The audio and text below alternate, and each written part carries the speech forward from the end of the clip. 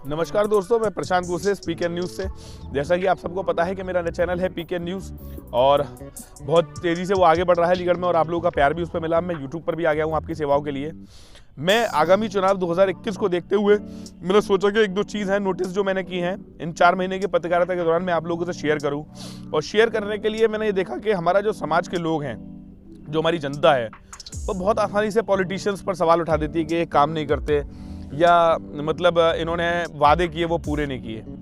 तो मैं एक चीज़ आप सबसे कहना चाहता हूँ कि जितने जिम्मेदार वो हैं, आप अगर उन्हें जिम्मेदार ठहराने के फला फला पार्टी के आदमी ने काम नहीं किया तो आप भी उतने जिम्मेदार हैं। और मैंने कुछ कमियों को नज़दीक से देखा। वो कमियां क्या है मैं आपको बताता हूँ। आप पार्टी को वोट देते हो, आप कभी कैंडिडेट पर काम नहीं करते। क्या कभी आप उस जिस कैंडिडेट को आपने वोट दिया है, क्या आप जीतने के बाद उसके पास जाते हो? क्या उसका एटीट्यूड वही रहता है? जिसका खामियाजा ये होता है कि ये पार्टियां क्या करती हैं, आपके वोट बैंक पर नजर रखती हैं। Who the hell they are, वो होते कौन है हमारे वोटों पर नजर रखने वाले? वो बड़े उससे कहते हैं कि हम फला फला वोट को साधने के लिए, उनका पोलराइजेशन करने के लिए हम काम कर रहे हैं। क्या इससे क्या होता है? अब अगर किसी इंसान को फायदा नहीं हुआ तो फिर फायदा क्या है?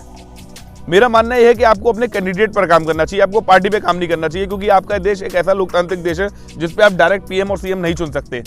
आपको अपने whether you have to choose MLA, आपको विधायक को चुनना पड़ेगा या आपको एमपी को चुनना पड़ेगा।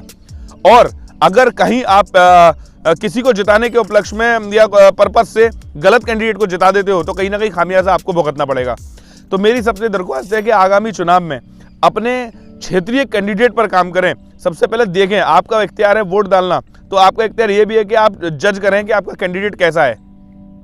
क्योंकि आपका कैंडिडेट अच्छा नहीं होगा तो जाहिर है कि वो आप जीतने के बाद आपको पूछेगा नहीं, और ऐसा ही अक्सर होता है। फिर लोग कहते हैं समस्या बनी रहती हैं, क्योंकि मैंने देखा जिन मुद्दों पर सरकारें बनती हैं, बिगड़ती हैं, वो मुद्दे एज इट इज रहते हैं। तो उसका कारण क्या है? एक बड़ा कारण ये भी है कि हम कैंडिडेट पर काम नहीं करते हैं। ये पार्टियां होती कौन है? हम लोगों के वोट का पोलराइजेशन करने वाली। इनको ताकत किसने इस चीज की दी? जब हम कैंडिडेट पर काम करेंगे तो फिर जाहिर सी बात है कि जब कैंडिडेट अच्छा चुन के जाएगा तो फिर ऊपर वाले जो उसका ऊपर वाला जो कैंडिडेट होगा वो उससे कह सकता है कि आपको ये काम करवाना पड़ेगा। जब आप कैंडिडेट पार्टी के चक्कर में गलत चुन लेंगे तो उससे होगा क्या? नुकसान हमारे समाज का होता है। मैंने इस 4 महीने की पत्रकारिता में कोशिश किया सारे मुद्दे उठाऊं, चाहे वो सड़कों के हों, चाहे वो सोशल मुद्दे हों, कोशिश रही। और जनप्रतिनिधि कब कर सकते हैं? जब वो सही चुने जाएं।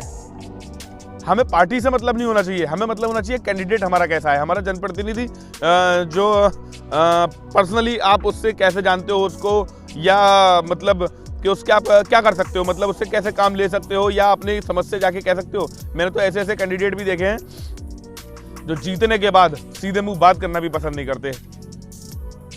तो आगामी 2022 को देखते हुए आप लोगों को बहुत ही जिम्मेदारी से अपना वोट करना है, क्योंकि आने वाली एरा में अगर हिंदुस्तान को आगे बढ़ना है तो यूपी उसका एक सहारा होता है। और यूपी एक बहुत बड़ा स्टेट है और हम लोगों के लिए कहा जाता है कि मुझे आज भी राज ठाकरे का बयान याद है, जब किसी ने सवाल किया था राज ठाकरे से कि आप यूपी बिहार वालों से नफरत क्यों करते हैं, तो राज ठाकरे जी के बढ़ते कि किसने कहा मैं यूपी बिहार वालों से नफरत करता हूँ? वहाँ से बेकार लोग आते हैं इसलिए मैं नफरत करता हूँ। वहाँ से मुंशी प्रेमचंद आए, वहाँ से अमिताभ बच्चन आए तो मैं उनके लिए रेड कारपेट बिछा दूंगा।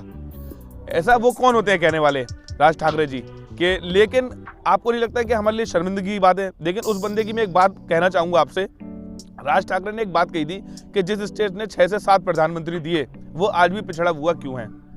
तो कहीं सोचिए, कहीं हमारे तौर तरीकों में तो गलती नहीं है। जिस तरीके से हमारा वोट कास्टिंग स्टाइल है या हम जिस तरीके से ट्रेडिशन वोट कास्टिंग करते आ रहे हैं कि उसमें स्टाइल में दिक्कत तो नहीं जिसकी वजह से हम लोगों की तरक्की नहीं हो पा रही।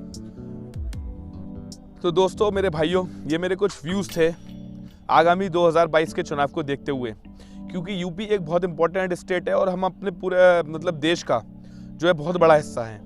अगर हमने इस बार ढंग से काम नहीं किया, हमने कैंडिडेट पर काम नहीं किया, तो हमारी समस्या एज इट इज बनी रहेंगी। मैं देखता हूं जो समस्या पुरानी है वो एज इट इज बनी रहती है, सरकारें बन जाती हैं, बिगड़ जाती हैं उन्हीं मुद्दों पर, और हम लोग पागल बनते रहते हैं।